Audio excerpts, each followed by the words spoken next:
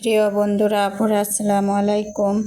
কেমন আছেন আপনারা? আশা করছি ভালো আছেন। আমি আল্লাহর রহমতে আপনাদের দোয়ায় ভালো আছি। আজকে দেখি যে আগের ধুয়ে রাখা খেজুর শেষ, এই জন্য আবার খেজুর বের করে ধুইতেছি।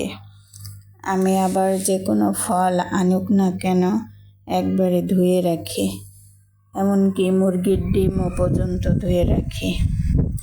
আর খেজুর তো শুকনো ফল, আমার বাসায় সারা বছর রাখার চেষ্টা করি, কারণ আমি নিজেই বাচ্চাদের মতো যখন তখন ফল খাই। ওই যে বললাম খেজুর হচ্ছে শুকনো ফল, একবারে 10 কেজির একটি বক্স নিয়ে আসলে কয়েক মাস যায়। যেহেতু আমি দিনের মধ্যে যখন মন চায় তখন খাই, তাই ওইভাবে হিসাব করা হয়নি 10 কেজি কয় মাস যায়।